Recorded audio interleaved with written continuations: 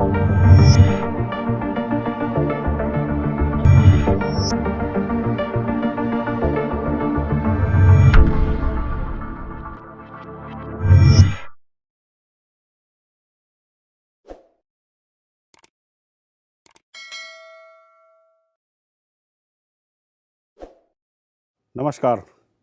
मैं डॉक्टर सुबोध अग्निहोत्री, संयोजक पत्रकारिता विभाग, वर्धमान महावीर खुला विश्वविद्यालय कोटा। प्यारे विद्यार्थियों, वर्धमान महावीर खुला विश्वविद्यालय कोटा के ऑनलाइन प्लेटफॉर्म पर आपका स्वागत है। जैसा कि मैं पहले भी साझा कर चुका हूं कि मीडिया में कार्य करने के लिए उसकी शब्दावली के बारे में जानना बहुत ज़रूरी होता है। ये शब्द नवप्रवेशी मीडिया कर्मियों के लिए काफ़ी महत्वपूर्ण होते हैं, चाहे अखबार हो या टीवी रेडियो का दफ्तर। इस शब्दावली के बिना कोई भी युवा पत्रकार आगे नहीं बढ़ सकता है। तो आज इस वीडियो में हम आपको कुछ नए शब्दों की जानकारी दे रहे हैं। आशा करेंगे कि आप अपने कार्यस्थल पर इन शब्दों का प्रयोग आसानी से कर सकेंगे और मीडिया के आंतरिक प्रकल्प को भी समझ सकेंगे। सबसे पहले हम अखबार के बारे में कुछ शब्दों की जानकारी हासिल करेंगे। इसमें पहला शब्द है मास्टहेड।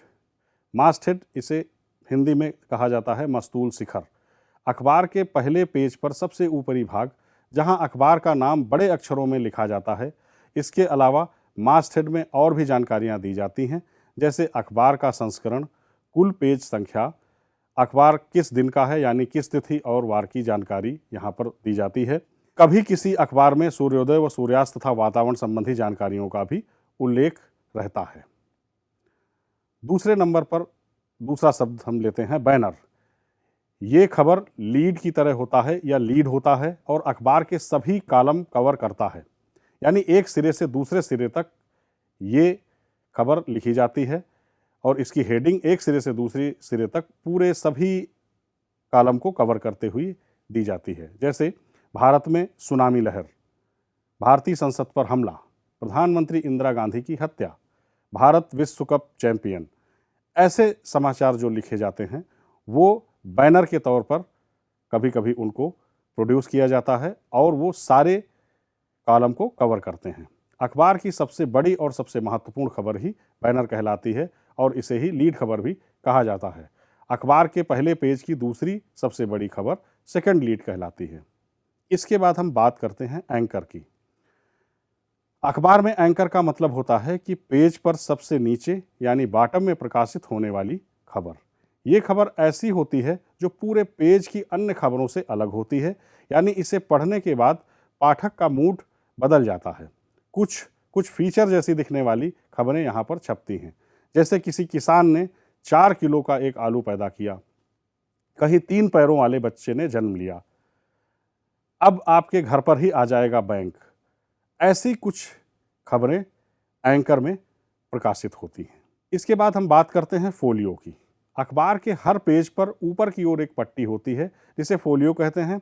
इसमें पेज नंबर के अलावा दिन और तारीख भी दर्ज होता है, कहीं कहीं पर ईमेल भी लिखा होता है और इसके अलावा पेज किस प्रकृति का है इसमें उसकी जानकारी दी जाती है।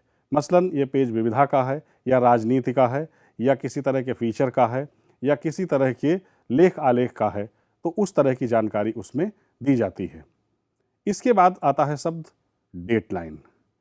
विद्यार्थियों, डेटलाइन का सीधा संबंध आपकी खबर से होता है, यानी खबर किस स्थान से आ रही है, कहाँ से पैदा हो रही है, घटनास्थल क्या है। प्रिंट मीडिया यानी अखबार के लोग उसी स्थान से उस खबर को लिखते हैं और टीवी रेडियो के जो पत्रकार होते हैं वो घटनास्थल से सीधे लाइव रिपोर्टिंग करते हैं, तो इसे डेटलाइन कहा जाता है। अब आते हैं हम प्रिंट लाइन पर। किसी भी समाचार पत्र के प्रकाशन में इसका बड़ा महत्व होता है। इसमें मुद्रक, प्रकाशक, स्वामित्व तथा संपादकों के बारे में जानकारी दी जाती है। इसमें अखबार का पता तथा फ़ोन नंबर और ईमेल एड्रेस वगैरह सारी जानकारियां दी जाती हैं। इसके बाद एक शब्द प्रयोग होता है बाई लाइन या क्रेडिट लाइन। खबर का प्रकाशन जब संवाददाता या पत्रकार के नाम से किया जाता है तो उसे बाई लाइन या क्रेडिट लाइन कहा जाता है। ऐसा ज़्यादातर उस वक्त होता है जब पत्रकार अपनी मेहनत और तैयारी के आधार पर विशेष खबर लिखता है या फिर पत्रकार को किसी विशेष जगह पर स्टोरी कवर करने के लिए भेजा जाता है। चैनल की रिपोर्टिंग में भी आप देखते होंगे कि संवाददाता अपना नाम और अपने फोटो पत्रकार साथी का या वीडियो पत्रकार साथी का नाम भी बताता है। एक शब्द आता है स्कूप। जब हम किसी खबर को अनुमान या अटकल के आधार पर लिखते हैं और वो खबर वास्तव में सच हो जाती है तो ऐसी खबर स्कूप खबर कहलाती है। जैसे किसी बड़े राजनेता पर आतंकवादी हमले का खतरा है और आपकी खबर छपने या प्रसारित होने के कुछ दिन बाद उस राजनेता पर आतंकी हमला हो जाता है तो आपकी खबर स्कूप खबर कहलाएगी। इसके बाद एक शब्द बहुत प्रयोग होता है, फॉलोअप। फॉलोअप यानी हिंदी में से अनुवर्तन कहते हैं, यानी खबर का पीछा करना। पहले दिन जब हम कोई खबर ब्रेक करते हैं या प्रकाशित करते हैं तो उस पर आने वाली प्रतिक्रिया को फॉलोअप के अंतर्गत कवर किया जाता है।